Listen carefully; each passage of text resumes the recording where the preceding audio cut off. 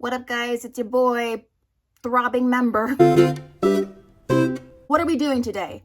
Well, in a previous video, I rated common words and phrases used in fanfiction, and a whole segment of that video was solely dedicated to euphemisms for anatomy. And by God, after that video, it was brought to my attention that there are way more euphemisms out there than I realized. Or maybe I did realize it and I just suppressed it deep down. And I thought it'd be funny to rate some of the more common and outlandish ones for you. Keep in mind that a lot of these are not fanfiction exclusive. You can find a bunch of them scattered liberally across many a romance novel. But the majority of these you will encounter at least once if you're well acquainted with the smuttier side of fanfiction. I was a little hesitant to make this video initially because I was like, okay, I know my videos can toe the line of frisky, but this is like but these are all just euphemisms. They're nothing actually explicit, and you're gonna find way worse stuff out there in like the actual thumbnails of videos. So I think we're good. Smutty fanfiction is part of my brand at this point anyway, so. And according to analytics, 86% of you are adults, but if you're in the 14% that's maybe on the younger side,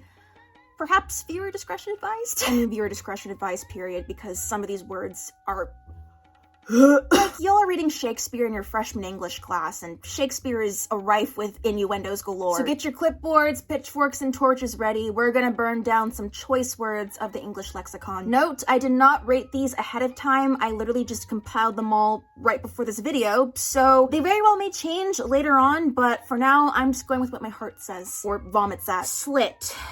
4 out of 10? It's not great. I don't particularly like it, but it could be worse. Sheath. 3 out of 10. It just feels more dehumanizing than the others. Warmth. I don't know, it's 6 out of 10. It's pretty vague, but there's that feeling of comfort in it, you know? I'm tempted to bump it up to a 7, but I'll keep it at a 6 for now. Maybe that'll change after seeing what other monstrosities are on this list. Heat. 5 out of 10. It's not as comforting as warmth, but it still has that sort of soothing quality to it. She's a little basic, but it works. Core. 8 out of 10. It gives you the feeling that the intimacy is that much closer, you know? It's like only this person in this moment is getting that close to you. I'm trying to decide if adding an adjective before core, like aching core, would enhance or diminish it. I think if it's used tastefully, it could bump it up to like an 8.5. But that's just me. Let's not start any discourse about this. Depths. Makes me feel like I'm on a submarine journey, and I don't think it's in a very sexy way. If you're able to make it work, then kudos for you, but I just can't see it working all that often, so 5 out of 10. Tightness. This one's pretty overused. It's not inherently bad though, so 5. It kind of bores me though. Wetness. I can't decide if it's worse or better than tightness, honestly. Depends on the mood, I guess. I'll just stick it at 5 out of 10 as well. Moistness. No. Moistness. I'd say like 2 out of 10. Entrance. Widely applicable, so we can appreciate that. Also offers that intimacy of like, oh, I'm welcoming you. Can be basic, but really no complaints outside of that. 8 out of 10. Love canal. Not gonna lie, whenever I hear this, I just think of Adam from Skate the Infinity going, love hug, love canal. Comes off as tacky, honestly. Love canal, I think you're gonna get a 3 from me, honey. If it's cracky, sexy times, then sure, but I just can't take you seriously. Center. Not as grabby as core, but not horrible. It lacks warmth and romance though. It's just like, oh, get to the center of this maze sort of feeling. 4 out of 10. Juncture, it's clunky sounding. 2 out of 10. Crevice, it just feels weird. Makes me think of rocks. 2 out of 10. Cavern, why are these all like geology related? Juncture, crevice, cavern, core, my god. Wish there was hot magma core in here. That'd be great. Or no, the mantle, like the mantle of the earth. Yeah, babe, let's get to your mantle. Cavern though, oddly enough, I like it better than juncture and crevice, maybe because I'm more used to seeing it. I'll give it a 5 out of 10. Just don't put the word moist in front of it. That knocks it down to like a -5. Sleeve, don't like that unless the dehumanizing thing is like part of the fic. Context. 2 out of 10. Pearl. It's flattering. Pretty imagery. I'll give it a 7. Borders on schmoozy though, so watch out. Nub, straight to the point. 6 out of 10. Gets the job done. Mound. It brings graveyard imagery and energy to what's supposed to be romantic, I assume, and it's not for me, buddy. There's no oomph factor either, so 3 out of 10. Womanhood. kind of gives off the feeling of like your grandma giving you the talk. It's all a part of womanhood. But you know, sometimes you gotta go for the vintage words. So I'll give it a 3.5 out of 10. Wound, -5,000. No open wound, no love wound, no wound in the bedroom, period. This is a hospital. If you mention wound, I am patching you up. Channel reminds me of sailing. Like, oh, I'm just gonna go across the English Channel, go find a nice mound or two. I can't explain it, but if I were to come across the word channel while reading smut, I'd automatically assume a man was writing it. 1 out of 10. Manhood. This one's pretty much on the same wavelength as womanhood. They're used in the same frequency, but if you jazz it up with an adjective like thick, then I might bump it up because I find it funny. As it is though, 3 out of 10. Not in your face offensive, but it's not preferable. Again, unless there's an adjective in front of it, in which case I might bump it up to like a 5 or 6. Portal. This one's an interesting one. Not gonna lie, Portal is weirdly cool. Will I take it seriously if I come across it while reading? Absolutely not. Will I shell out some begrudging respect? You bet. For the meme factor alone, I'm gonna have to give it a 6. But don't use it unless it's for the meme. Opening. Less cozy than entrance, so I don't like it as much, but gets the job done. Gives off a more shallow feeling though, not as deep cutting as some of these, so 4 out of 10. Member. This one might be a bit of a hot take, but I'm gonna say it. I really don't mind member. It's really not that bad. I don't know why people get so annoyed by it. Maybe because it's just so prominent. Prominent member. I'm 12. But yeah, it's innocuous, nothing crazy. It does what it's supposed to. It's really only when you put an adjective in front of it, like throbbing member, weeping member, pulsing turgid, where it gets on the side. But it's fine in my book. I'll give it a 7 out of 10. Arousal. This one really gives off like mid-romance novel. However, can't fault it too harshly. There's no hidden meanings with it. It's just, oh, well, there you go. And I've seen it used well, so I'll go ahead and give it a 6 out of 10. Meat. No. -2 out of 10. If you're talking with your boys or something, it's fine, but when you're reading something and want to get in the mood, I don't want to be reading about meat. It just takes me to, like, the butcher section of the grocery store. Wand. This isn't Harry Potter, dude. 2 out of 10. Meat wand. You somehow managed to get worse than meat. -10 out of 10. Cock-a-doodle-doo. Honestly, 10 out of 10. This also might be a bit of a hot take, but I don't care. I will not stand for rooster slander in this house. It's nice. It's practically perfect for any occasion, and if you embellish it with adjectives, most of the time it won't be utterly revolting. Most of the time. It works whether you want to gussy it up with fancy words or have it stand proudly on its own. Stop at length.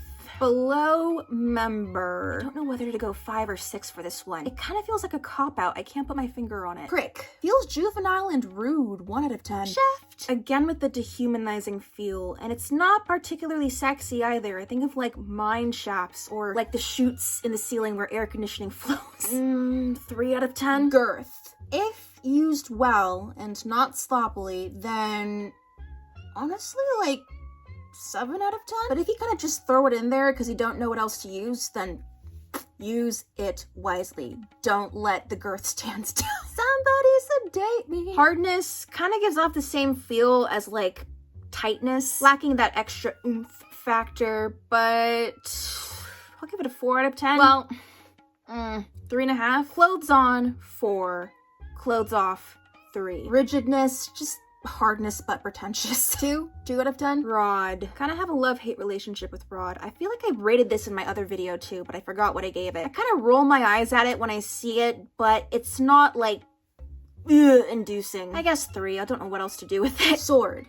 Funny, but not funny haha. Funny weird. For the meme, I want to put it high because I would just cackle to myself if I came across the word sword in the middle of like a spicy scene, but for the entertainment value, I'll put it at a 6, but like Portal, don't use it. Organ. Like, it's a smidge better than meat, but not by a wide margin. Oregon gets a solid 0 out of 10. Missile. Gives off the impression that you're on a mission, a spicy, lust-filled mission. And I don't want to be thinking about military conflict and propaganda in the middle of my smut fic. Come on. -8 out of 10, honestly. Package. Comes off as juvenile and you're not really trying very hard. Kind of like dude bro energy too. Like, whoa, look at this package, guys. 0 out of 10. Staff, how mystical. But like wand, this isn't D&D. 1 out of 10. Appendage. I really don't like the fact that the first thing that comes to mind when hearing appendage is like arms. So if reading it in a sexy sense, mix-ups can be disastrous. Very clinical, too. 1 out of 10. Steel wrapped in velvet. I remember seeing this one a lot in Twilight fanfiction, to be precise. What a pretty way to say dick. Kudos for trying to be poetic about it. It kind of goes beyond the point of pretentious to almost comical, but weirdly enough, I can appreciate the effort. Would it be weird for me to say 2.5 out of 10? Maybe it's the nostalgia talking. Dick. Not as pretty as Cock-a-doodle-doo, but also works pretty well on practically any occasion. Dick already comes off more crude than Cock-a-doodle-doo in my mind, so I'm gonna give it an 8.5 out of 10. While it might be lacking a bit in the oomph and romance department, it's great for if you don't really know what else to put, like a placeholder, I guess. She knows what she's doing, and we love her for it. Manroot, -4 out of 10. I hope to God that I never come across Manroot, ever. Hole. Really? So boring. -3 out of 10. Snake. I'm a snake. Kind of funny, but I really wouldn't enjoy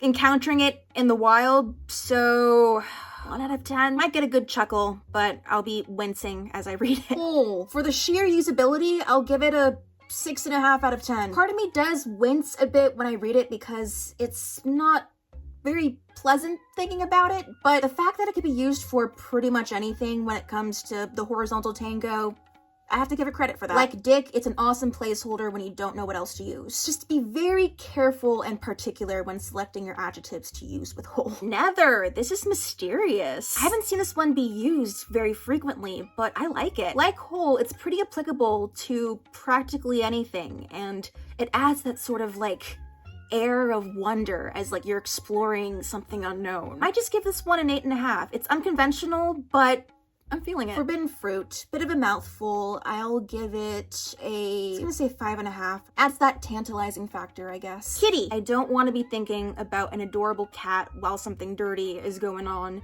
but if there's a very frisky teasing element to it, I can see the appeal. Should I just be nice? No, I'll put it in 3.5. And now for our finale, I will be going through some of the more ridiculous ones I found in my search. There are many more besides these ones, but I liked these ones because they made me chuckle. So, DNA rifle. For the lulz, 6 out of 10, but otherwise -9. Batter blaster. For the lulz, 5 out of 10. Otherwise, -4. Sausage, -45 out of 10. Go significantly lower if paired with rippling or burning. Mushroom, 1 out of 10. Furnace. First thing that came to mind was the furnace from Home Alone. 4 out of 10. Excalibur. Excalibur. Unless I'm reading a King Arthur fic. No, 2 out of 10. Love button. 3 out of 10. Honey pot. 1 out of 10. Man muncher. -25. Oven. Like that less than furnace. -3. Love pudding. -30. Baby factory. I really don't know. Null? Error? Cannot be computed. Please try again. And finally, pleasure casino. Let's just go with 3 out of 10 for pure what the factor. And there you have it. That was over 50, I believe, euphemisms for anatomy commonly used in fanfiction. Do you have a favorite or a least favorite? Did I leave any popular ones out? Did I rate these all wrong? Let me know in the comments. And if you would like me to go over some of the more absolutely bonkers ones out there, then let me know. Thanks again for watching, guys. I hope you enjoyed it, and I'll see you in my next video. Bye! 안녕!